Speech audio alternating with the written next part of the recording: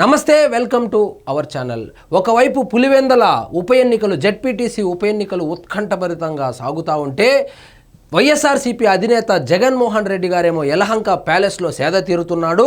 వైఎస్ఆర్సీపీ నాయకులు కొంతమంది ఏమో జైలు పాలయ్యారు, కొంతమంది బెంగళూరులో సెటిల్ అయ్యారు, కొంతమంది చెన్నైలో సెటిల్ అయ్యారు, కొంతమంది హైదరాబాద్లో సెటిల్ అయ్యారు. ఇక కడపకు సంబంధించినటువంటి నాయకులు వాళ్ళు తూతూ మంత్రంగా ప్రచారం కూడా చేయడం జరిగింది.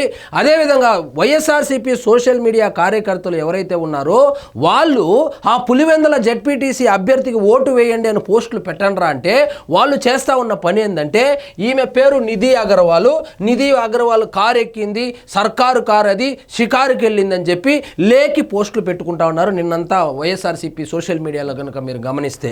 సో వాస్తవంగా ఏం జరిగిందంటే, ఈమె చేసినటువంటి తప్పు ఏంటంటే, ఈమె పేరు నిధి అగర్వాల్, మనకు అందరికీ తెలిసిన విషయమే. ఈమె హరిహర వీరమల్లు అనేటువంటి సినిమాలో నటించడమే ఈమె చేసినటువంటి పాపము.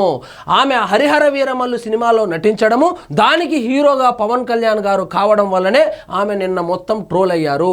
వాస్తవంగా ఏం జరిగిందంటే, అక్కడెక్కడో భీమవరంలో ఏదో స్టోర్ ఓపెనింగ్కి ఈమెనైతే ఆహ్వానించారు. ఈమె వెళ్ళింది. ఆ ఈవెంట్ ఆర్గనైజర్స్ ఎవరైతే ఉన్నారో వాళ్ళు ఒక కారు పంపించారు. ఆ కారు అది ప్రభుత్వానికి సంబంధించిందని, కొంతమంది పవన్ కళ్యాణ్ గారే పంపించారు నిధి అగర్వాల్కి ఆ కారు అని చెప్పి, లేదా తెలుగుదేశం పార్టీకి సంబంధించినటువంటి వాళ్ళు కొంతమంది పంపించారని చెప్పి రకరకాలుగా నోటికొచ్చినటువంటి పోస్టులు అయితే పెట్టుకోవడం జరిగింది. వాళ్ళందరినీ ఎడంకాలు చెప్పు తీసి కొట్టేటట్లు ఇంగ్లీష్లో అయితే ఒక లెటర్ రిలీజ్ చేసింది. దీని అర్థం ఏంటంటే, నాకు కానీ గవర్నమెంట్కి కానీ ఎటువంటి సంబంధము లేదు, నేను ఈవెంట్కి వెళ్ళాను, ఈవెంట్ మేనేజర్ ఎవరైతే ఉన్నారో వాళ్ళు నాకు కారును పంపించారు, ఆ కారు గవర్నమెంట్కి సంబంధించిందని ఇప్పుడే నాకు తెలిసింది, కానీ గవర్నమెంట్కి ఆ కారుకు సంబంధం లేదు, అది నాకు అరేంజ్ చేసింది గవర్నమెంట్ వాళ్ళు కాదు, కేవలము ఆ ఈవెంట్ ఆర్గనైజర్స్ అని చెప్పి ఇంగ్లీష్లో పెట్టింది. కాబట్టి ఇది వాళ్ళకు అర్థం కాక ఇప్పటికి కూడా ట్రోల్ చేసుకుంటున్నారు. సో ఆ ఈవెంట్కు సంబంధించినటువంటి మేనేజర్ ఏం మాట్లాడుతున్నాడో ఒక్కసారి వినిపిస్తాను రండి. హలో అండి, నమస్తే. నా పేరు పవన్ కుమార్. నేను సబ్సిడీ కోఆర్డినేటర్గా వర్క్ చేస్తున్నాను. మొన్న జరిగిన నిధి అగర్వాల్ ప్రోగ్రామ్ కూడా మేమే కోఆర్డినేట్ చేశాము. సో మేడం రావడం కానీ వెళ్ళడం కానీ అంతా మేమే చూసుకోవాలి కాబట్టి, మేడం వచ్చినప్పటి నుంచి వెళ్ళేటప్పుడు వరకు ఈవెంట్ మేనేజర్గా నేనే చూసుకోవాలి కాబట్టి నేనే కారును అరేంజ్ చేశానని చెప్తా ఉన్నాడు. ఉన్న లోకల్ ఎవరైతే విజయవాడలో నా ఫ్రెండ్ ఇర్ఫాన్ అనే అతను ఉన్నారు. సో అతనికి చెప్పాము కార్ అరేంజ్ చేయమని. అతను ఆల్రెడీ ఒక కార్ అయితే అరేంజ్ చేశారు, ఇన్నోవా క్రిస్టా.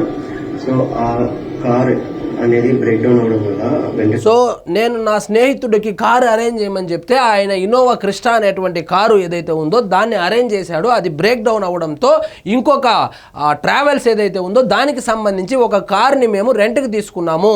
ఆ కారు రెంట్కు తిరుగుతుంది, గవర్నమెంట్ వర్కులకు కూడా వెళ్తారు. కాబట్టి గవర్నమెంట్కి కానీ ఆ కారుకు కానీ నిధి అగర్వాల్ మేడంకి కానీ సంబంధం లేదని చెప్పుకొచ్చాడు. కారు మాట్లాడి పెట్టమన్నాము. ఇమీడియట్ గా మేడం గారు కూడా రావడము, మా పర్సన్ ఎవరైతే ఇర్ఫాన్ ఉన్నారో నాగరాజన్ అతనికి కాల్ చేసి కార్ అరేంజ్ చేయమన్నారు. కార్ అయితే అరేంజ్ చేశారు. సో అది గవర్నమెంట్ వెహికల్ వర్క్ చేస్తుంది అని చెప్పేసి మాకు కూడా తెలియదు. లాస్ట్ మినిట్ లో అది బుక్ చేసేంత వరకు మాకు గవర్నమెంట్ వెహికల్ అనేది తెలియదు. ఆ ఓనర్ గవర్నమెంట్ కూడా ఆ కారుని వాడతాడనేటువంటి విషయం మాకు తెలియదు. మేము బుక్ చేసాము, ఆయన వచ్చాడని చెప్పి ఆయన అయితే చెప్పుకొచ్చాడు. ఇప్పుడు మనము ఈ ట్రావెల్స్ లో గమనిస్తే, ఒక ట్రావెల్స్ లో ఒక 10 కార్లు ఉంటే ఆ 10 కార్లలో కొన్ని కార్లు గవర్నమెంట్ వర్కులకు వాడతారు, అదేవిధంగా ప్రైవేట్ వర్కులకు వాడతారు, ఆఖరికి శవాలు మోసుకునే దానికి కూడా వాడుతారు. అది వాళ్ళ ఇష్టము, ఆ కారు ఓనర్ ఇష్టము. ఆ కారు ఓనర్ ఎవరు, ఏదో డబ్బులు వస్తూ ఉందని చెప్పి వెళ్తే పాపం ఆమె హరిహర వీరమల్లులో నటించిందని అందులో పవన్ కళ్యాణ్ గారి మీద ఉన్నటువంటి కోపం మొత్తాన్ని నిధి అగర్వాల్ మీద చూపించారంటే వీళ్ళ సైకోయిజానికి ఇది పరాకాష్ట. ఇప్పుడు ఆ కారుకు సంబంధించినటువంటి ఓనర్ ఏం మాట్లాడుతున్నాడో ఒకసారి చూద్దాం రండి. ఈయన కారు ఓనరు.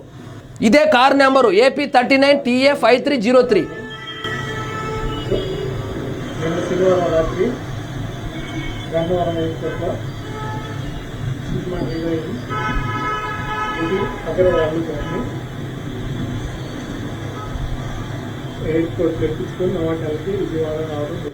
సో ఎయిర్పోర్ట్లో ఎక్కించుకొని నోవాటెల్కి పోయాడంట.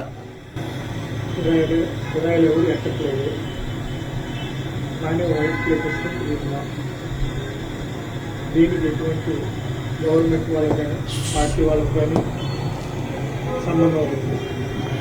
దయచేసి అది ప్రైవేటు వెహికల్, ఎల్లో బోర్డు అంటే ప్రైవేటు వెహికల్ అని కూడా తెలియకుండా వీళ్ళు రాజకీయాలు చేస్తూ ఉన్నారు. వీళ్ళని నమ్మి జగన్మోహన్ రెడ్డి గారంటే 2029లో ముఖ్యమంత్రి అవుతానని పగటి కళ్ళు కంటా ఉన్నాడు. సో అది ఎల్లో బోర్డు అంటే గవర్నమెంట్ వాడు పిలిచినా పోతుంది, ప్రైవేట్ వాడు పిలిచినా పోతుంది, దొంగ పిలిచినా పోతుంది, వాడెవడైనా ఇంకొకడు స్మగ్లింగ్ చేసేవాడు పిలిచినా వెళ్తుంది, ఈవెంట్ ఆర్గనైజర్ బుక్ చేసినా కూడా వెళ్తారు వాళ్ళు. సో అది తెలుసుకోకుండా వీళ్ళేందో ఆమె పాపము ఆ సినిమాల్లో నటించడమే ఆమె చేసిన పాపం అన్నట్టు వీళ్ళు చెప్తారు. పవన్ కళ్యాణ్ గారంట ఆమెకి కారు అరేంజ్ చేశారంట. పవన్ కళ్యాణ్ గారు కారు అరేంజ్ చేశాడు, అధికార దుర్వినియోగానికి పాల్పడ్డాడు, నిధి అగర్వాల్కు ఆయనే ఆ కార్ని పంపించాడని చెప్పి లేఖి పోస్టులు పెట్టడం మొదలు పెట్టారు.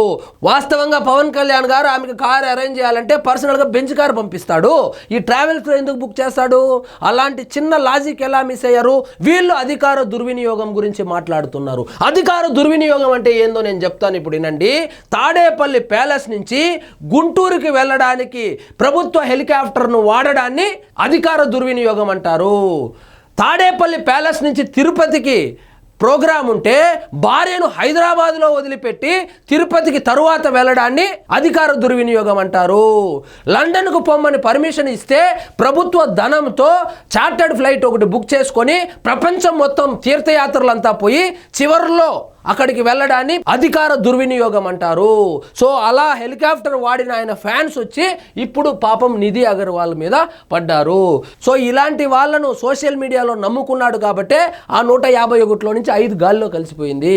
ఇలాంటి వాళ్ళనే మళ్ళీ నమ్ముకొని కనుక ఎన్నికలకు పోతే ఇక ఏం జరుగుతుందంటే ఆ 2024లో వచ్చినటువంటి రిజల్టే మళ్ళీ రిపీట్ అవుతుంది. వాస్తవంగా ఇలాంటి సత్యదూరం ఉన్నటువంటి పోస్టులు పెట్టడం వల్ల, ఇలాంటి లేఖి పోస్టులు పెట్టడం వల్ల ఏదైనా ఒక నిజమైన న్యూస్ చెప్పినా కూడా వైఎస్ఆర్సీపీ వాళ్ళు చెబితే నమ్మే పరిస్థితి గ్రౌండ్ లెవెల్లో లేదు. వాళ్ళు చెప్పేవన్నీ అబద్ధాలు, పెట్టేవన్నీ తప్పుడు పోస్టులని ఒక అవగాహనకు వచ్చేశారు. కాబట్టి వాళ్ళు ఏదైనా రేపొద్దున పవన్ కళ్యాణ్ గారు నిజంగా అధికార దుర్వినియోగానికి పాల్పడినా ఆ మాట వైఎస్ఆర్సీపీ వాళ్ళు పోస్టులు పెట్టినాను, లేకపోతే వాళ్ళ టీవీలో వచ్చినాను, వాళ్ళ పేపర్లో వచ్చినాను, నిజంగా వచ్చినా కూడా నమ్మరు. ఎందుకంటే వాళ్ళు చేసేవన్నీ చిల్లర పనులు. సో ఆ ఎల్లో బోర్డు కారుకి, నిధి అగర్వాల్కి, పవన్ కళ్యాణ్ గారికి ఈ విధంగా బోడిగుండుకు మోకాలకు లింక్ చేసినట్లు, ఆయనేదో అధికార దుర్వినియోగం చేసి ఆమెకి కారు పంపించినట్లు, ఇంకొకడు అంటాడు 4వ ఆమె రెడీ అయిపోయిందని చెప్పి ఒక మహిళను అసభ్యంగా సభ్య సమాజం తలదించుకునేలాగా పోస్టులు పెడతా ఉన్నారే. ఇది రాజకీయ పార్టీనేనా నిజంగా, లేకపోతే ఇంకేమన్నా నాకైతే అర్థం కావడం లేదు. వాళ్ళ అధ్యక్షుడికి మహిళల మీద గౌరవం లేదు, వాళ్ళ క్యాడర్కి మహిళల మీద గౌరవం లేదు. ఆమె చేసిన తప్పేంది? సినిమాల్లో నటించడం ఆమె తప్ప. 4 సంవత్సరాలు 5 సంవత్సరాలు డిలే అయినప్పటికీ ఆమె కాల్ షీట్లు ఇచ్చి ఏదో విధంగా పాపం సినిమాను కంప్లీట్ చేసి ఆ ప్రొడ్యూసర్ని ఆదుకునింది ఆమె చేసినటువంటి తప్ప. ఆమె ఏం తప్పు చేసింది? పవన్ కళ్యాణ్ గారి పక్కన నటించడమే ఆమె చేసినటువంటి తప్ప. ఎక్కడో పక్క రాష్ట్రం నుంచి పొట్టకూటి కోసం ఇక్కడ వేషాలు వేసుకుంటున్నటువంటి ఆ హీరోయిన్ మీద ఒళ్ళు మదమెక్కి వీళ్ళు పోస్టులు పెట్టారు. సో ఇది జనాలు గమనిస్తూ ఉన్నారు. ఇలాంటిది పదే పదే పదే పెడితే పులి గిల్లి కథ అవుతుంది. నిజంగా ఎప్పుడైనా నిజమైనటువంటి న్యూస్ని వైఎస్ఆర్సీపీ వాళ్ళు వాళ్ళ సోషల్ మీడియాలోనో లేకపోతే కనుక వాళ్ళ సాక్షి పేపర్లోనో సాక్షి న్యూస్లోనో వేస్తే కూడా జనాలు నమ్మేటువంటి పరిస్థితి లేదు. ఒక్కసారి గుండె మీద చేయి వేసుకుని ఆలోచించండి. పవన్ కళ్యాణ్ గారు నిజంగా కారే పంపించాలనుకుంటే ఇంత బహిరంగంగా ట్రావెల్స్లో ఎందుకు బుక్ చేస్తాడు? ఆయన చెబితే రాని కార్లు ఉన్నాయా ఆంధ్రప్రదేశ్లో? ఆయన ఏమి పులివెందుల ఎమ్మెల్యే కాదు, ఆయన ఇప్పుడు ఒక ఉప ముఖ్యమంత్రి. అది ఒకటి గుర్తుపెట్టుకోండి. ఉప ముఖ్యమంత్రి కన్నా ముందు ఆయన టాప్ హీరో తెలుగులో. కాబట్టి ఆయనే బుక్ చేయాలంటే కారే కాదు హెలికాప్టర్ కూడా బుక్ చేయగలుగుతాడు. సో లేఖి పోస్టులు సభ్య సమాజం తలదించుకునేలాగా పోస్టులు పెట్టడం వైఎస్ఆర్సీపీ వాళ్ళకి పరిపాటి అయిపోయింది. అదేవిధంగా ఈమె ఇంగ్లీష్లో ఒరే నాయన నాకు ఆ కారుకు సంబంధం లేదు, అది గవర్నమెంట్ కారనే నాకు తెలియదు, ఎవరు బుక్ చేసినారో కూడా తెలియదు, ఈవెంట్ మేనేజర్లు పంపించారు, నేను కారు ఎక్కి వెళ్ళాను, ఆ ఎయిర్పోర్ట్ నుంచి నోవాటెల్కి వెళ్ళానని చెప్పి లెటర్ రాస్తే ఇంగ్లీష్ అర్థం కాక, అంటే ఏంటంటే వీళ్ళకు బేసిక్గా ఇంగ్లీష్ రాదు కాబట్టి వీళ్ళంతా స్కూలుకు పంపిస్తే పెన్సిల్ ఎత్తుకొని పోయి పారిపోయినటువంటి బ్యాచ్ ఇది. కాబట్టి వాళ్ళు ఇప్పటికీ కూడా ట్రోల్ చేసుకుంటా ఉన్నారు.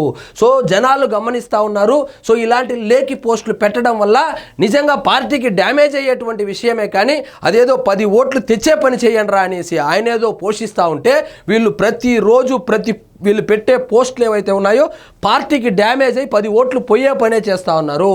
సో ఇదంతా జరగడానికి గల కారణం ఏంటంటే ప్రతిపక్ష హోదా కోల్పోయిన తర్వాత జగన్మోహన్ రెడ్డి గారు ఆంధ్రప్రదేశ్లో లేకుండా ఎక్కడో యలహంకలో ఉంటూ వీళ్ళకు పని కల్పించడం లేదు, గ్రౌండ్ లెవెల్లో ఎటువంటి కార్యక్రమము జరగడం లేదు. కాబట్టి వీళ్ళు సోషల్ మీడియాలో పని లేకుండా ఖాళీగా ఉన్నారు కాబట్టి ఇలాంటి లేఖి పోస్టులు పెట్టుకుంటా ఉన్నారు.